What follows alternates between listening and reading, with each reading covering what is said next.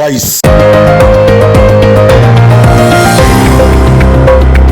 கோவையில் டிஜிட்டல் தொழில்நுட்பத்துடன் சேல்ஸ்போர்ஸ் வாடிக்கையாளர் தொடர்பு மேலாண்மையில் இந்தியாவிலும் ஹைதராபாத், பெங்களூரு, மும்பை, குருகிராம், பூனே மற்றும் ஜெய்ப்பூர் ஆகிய இடங்களில் 11,000 பணியாளர்களை கொண்டுள்ள உலகளாவிய முன்னணி நிறுவனமான சேல்ஸ்போர்ஸ் நிறுவனத்தின் பத்திரிகையாளர் சந்திப்பு கோவையில் நடைபெற்றது.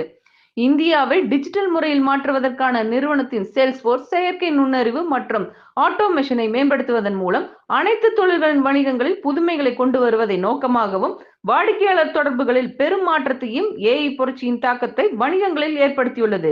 கூடுதலாக தமிழ்நாடு திறன் மேம்பாட்டுக் கழகத்தின் TNSTC நான் முதல்வன் திட்டத்தின் முயற்சியை ஆதரிப்பதில் சேல்ஸ்போர்ஸ் பெருமிதம் கொள்கிறது. இது ஆண்டுதோறும் 1 மில்லியனுக்கும் அதிகமான மாணவர்களை திறன்படுத்துவதையும், பொறியியல் கல்லூரிகளில் 7வது செமஸ்டர் கிரெடிட் திட்டத்தின் ஒரு பகுதியாக 3,000 இன்ஜினியரிங் மாணவர்களுக்கு டெவலப்பர் பயிற்சியும் வழங்குகிறது.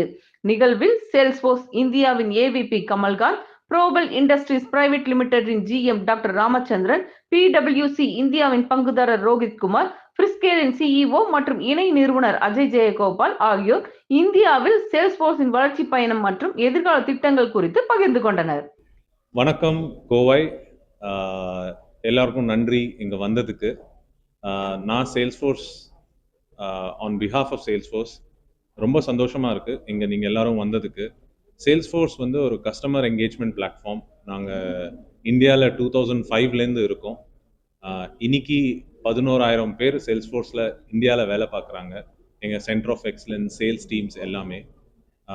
இந்தியா வந்து எங்களுக்கு ரொம்ப இம்பார்ட்டண்ட்டான market and globally for Salesforce, India வந்து fastest growing market.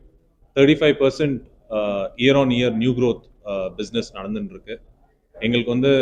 அண்ட் அதில் Coimbatore is one of our top 5 emerging markets. In fact, we are seeing great growth in Coimbatore.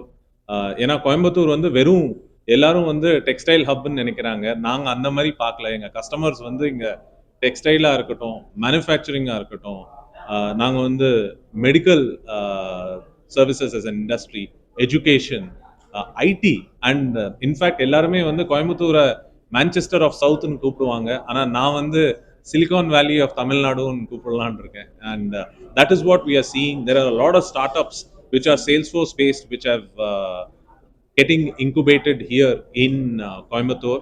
A great ecosystem is being born. A lot of pleasure with respect to that. We are very keen.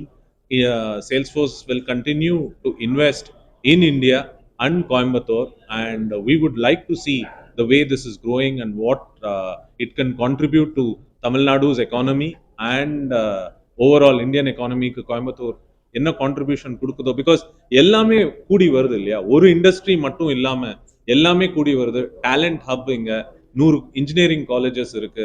எல்லாத்துக்கும் ரொம்ப ரொம்ப கன்வீனியன்ட்டா இருக்கு. அதனால thanks for this opportunity and we are very excited.